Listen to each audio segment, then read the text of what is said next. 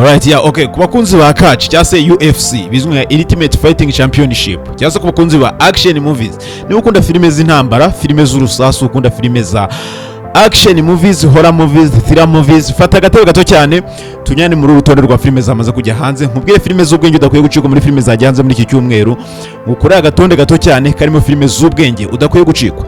Cyo usabwa nta kindi, kora subscribe ku YouTube channel yacu ni NYABAMI TV. Niba utarakora subscribe kugira ngo n'utundi dukontent tw'ubwenge tugutegura hano kuri NYABAMI TV tutazajya tugucika. Nakubwiye ni filime z'ubwenge, filime zingeri zose udakwiye gucikwa. Niba ukunda action movies, niba ukunda horror movies, niba ukunda romantic movies, ndagira ngo turebane muri ibi filime byamaze kujya hanze n'izizasohoka muri iyi minsi isigaye kugira ngo iki cyumweru kirangire, guhera ejo kuwa mbere kuzamuka kugera kuwa gatanu w'iki cyumweru. Turebere hamwe filime z'ubwenge zajya hanze kugira ngo zitazagucika. Aho waba uherereye hose rero, waba uzireba zisobanuye cyangwa zidasobanuye, waba uri mu Rwanda cyangwa uri hanze yarwo, ndagira ngo nkubwire filime ni urutonde rwariho filime nyinshi, filime zirenga 200, ariko ngukora agatonde gato cyane kariho filime nke cyane z'indobanure kakubwira filime udakwiye gucikwa. Aho waba uzirebera hose rero, cyusabwa nta kindi, nkora subscribe ku YouTube channel yacu ni NYABAMI TV nk'ibisanzwe, ubundi nze mpite nkubwira filime udakwiye gucikwa.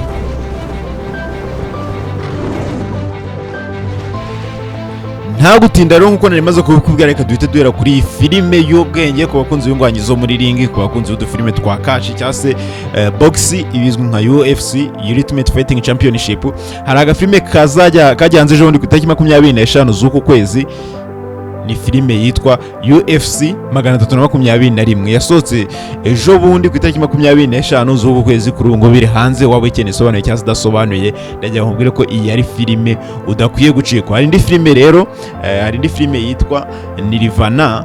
Ni agafilime keza cyane ku bantu bakunda comedian movies. Ni agafilime kagiye hanze nako ejo bundi ku itariki 27 z'uku kwezi. Ni imwe muri filime utari ukwiye gucikwa niba ukunda filime za comedian movies. Reka rero nkwibwira agafilime kitwa Love Plus War. Agafilime ka Love Plus War ni agafilime keza cyane nako kakaba kazajya hanze ejo bundi ku itariki 29 z'uku kwezi. Ubwo ni ku munsi w'ejo kazaba kamaze kujya hanze. Waba ukareba gasobanuye cyangwa se kadasobanuye, upfa kubura umukunzi wa filime cyangwa se umurebye wazo, wowe uzanyandikira umwe ngo nkeneye filime yitwa Love Plus War. Kuri iyo nimero muri description mpite nkubwira ahantu ushobora kuyikura. Nkubwire ko uyu munsi rero ubundi muri iki kiganiro nibwo hamaze gusohoka filime yitwa Depeche Mode. Akafilime ka Depeche Mode ni agafilime keza cyane nako kagiye hanze mu kanya, namaze kukareba. Ni agafilime keza cyane ukunda filime za dancing movies. Akafilime ka Depeche Mode ni agafilime udakwiye gucika. Ku munsi w'ejo rero hari izindi filime zizasohoka, harimo nka filime yitwa Auction. Ifilime ya Auction ni agafilime keza cyane nako kazajya hanze ejo ku itariki 29. Hazasohoka n'izindi filime nziza, harimo nka filime yitwa Anniversary. Ni agafilime kazajya hanze ejo ku itariki 29 z'uku kwezi. Agafilime ka Anniversary ukunda drama movies, agafilime ka Anniversary ni agafilime kadakwiye kugucika. Ku bintu ukunda rero romantic movies, reka nkwibwira agafilime kitwa Walk With Me. Walk With Me ni agafilime keza cyane nako ku bantu bakunda romantic movies, kazajya hanze ku munsi w'ejo bundi ku itariki 30 z'uku kwezi, ejo bundi ku wa kane. Hari agafilime nako kazajya hanze ku umunsi w'ejo, filime yitwa Twilight. Kano gafilime ka Twilight ni agafilime keza cyane nako kazajya hanze ku munsi w'ejo. Ni filime udakwiye gucikwa. Ku bantu rero bikundira filime zijyanye n'imyizere, filime za FIFA movies, za filime za adventures bazishingiye ku bintu biri incredible, ndakubwira agafilime kitwa Triumph Over the Evil, Battle of the Exorcist. Agafilime ka Triumph ni agafilime keza cyane nako kazajya hanze ejo bundi ku itariki 30 z'uku kwezi. Kakijya hanze uzambaze ngo agafilime nagakura yengenza ahita nkurabura nkubwira ahantu ushobora kugakura. Hari n'izindi filime rero zizasohoka ku itariki noneho 31 niho duhita dusimbukira. Ariko mbere yuko dusimbukira ku wa gatanu ngo mbwire filime z'ubwenge zajya hanze, reka mbwira agafilime kitwa New Moon nako kazasohoka ku itariki 30 ku munsi wa kane. Ni agafilime keza cyane ku bantu bakunda drama movies. New Moon 2 ni agafilime udakwiye gucikwa. Reka rero nkwibwiye nanone indi filime nziza cyane by'umwihariko ku bantu bikundira action movies cyangwa se thriller movies, ku wa gatanu tuzaba twashizwe igorora. Ndagira ngo mbwe filime nziza cyane by'umwihariko ku bantu bikundira action movies cyangwa se thriller movies. Hari agafilime kitwa A Gunfighter's Deal. Akafilime ka A Gunfighter's Deal ni agafilime keza cyane niba ukunda filime z'abarwanisha imbunda, za filime z'aba cowboys z'ubwenge. Akafilime ka A Gunfighter's Deal nigagucika rwose, ntuzandenganye. Iyo izasohoka n'indi filime yitwa Safe House, ucyumva n'izi urumva yuko ni filime ukunda filime za maneko on the battleground. Akafilime ka Safe House nikagucika ngiye ntuzandenganye.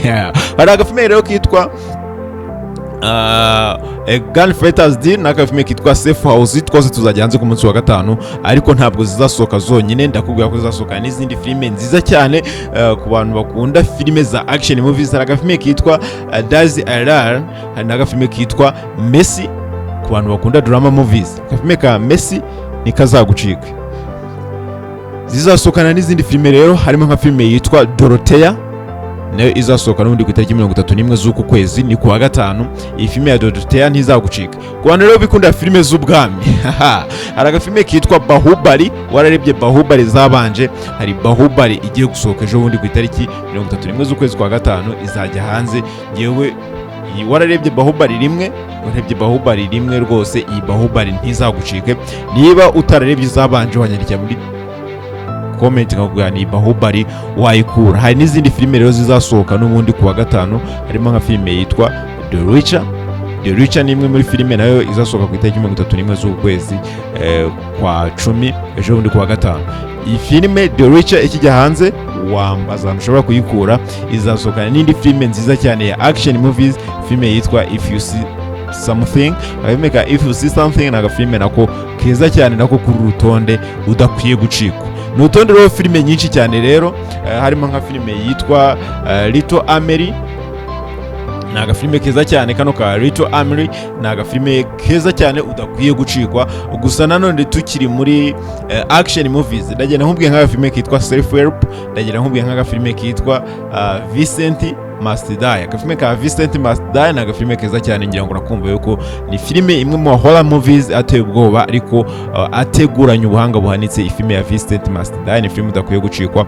Azasohoka rero n'indi filime yitwa Eclipse, izasohoka n'ubundi ejo bundi ku wa gatanu, nayo ni filime nziza cyane izasohoka ku wa gatanu. Hari n'izindi filime rero bizasohokana, reka nkubwiye n'izindi filime nk'eshatu ubundi mpite mfunga urutonde rw'uyu munsi mbere yuko njya mu bihinde, kandi ntucikwe n'iki kiganiro ndagutegura kigaruka kuri filime z'ibindi zirajya hanze muri iyi weekend. Hari filime rero yitwa Hello Road. Filime ya Hello Road ni agafilime nako kazajya hanze ku itariki 31 z'ukwezi kwa gatanu.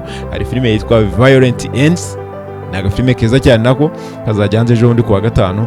Ndakubwira kandi filime yitwa Nouvelle Vogue. Ndakubwira n'agafilime kitwa Bogonia. Agafilime ka Bogonia ni agafilime keza cyane nako, uramutse ukunda filime za horror movies, iyi filime ya Bogonia ni imwe muri filime udakwiye gucika. Kuri urutonde rero hariho n'indi filime yitwa The Thrilling Saga Breakdown Part 1. Agafilime ka The Thrilling Saga Breakdown Part 1 ni agafilime udakwiye gucikwa. Niba wararebye ibindi bice byabanje bya Thrilling Saga, iyi filime ntigucike kuri uyu munsi. Izajya hanze ejo bundi ku wa gatanu. Ikijya hanze uzanyandike inbox mute nkubwira agafilime ko kamaze kujya hanze. Reka rero urutonde rw'uyu munsi nusoreze kuri agafilime kitwa Back to the Future. Ukunda filime zo kugenda mu bihe, agafilime ka Back to the Future ni filime udakwiye gucikwa. Izajya hanze ejo bundi ku wa gatanu. Ikijya hanze uzanyandikire, nzahita nkura abantu ushobora kuyikura. Iyo n'utundi dufilime twose nayikunze kugira kuri urutonde. Nkwibutse ko ari filime z'ubwenge nagarutseho nka filime yitwa Vincent Must Die, Self Help, nkubwira filime yitwa The Witcher, nkubwira filime yitwa If You See Something, nkubwira filime yitwa The Gunfighter's Deal, nkubwira na filime yitwa Safe House. Ni zimwe muri filime udakwiye gucikwa aho waba uherereye hose. Kora subscribe kuri YouTube channel yacu ni Nyabami TV kugira ngo n'utundi tu update kuri filime, movie recaps, betting tips n'ibindi biganiro by'ubwenge tugutegura no kuri Nyabami TV bitazajya bigucika.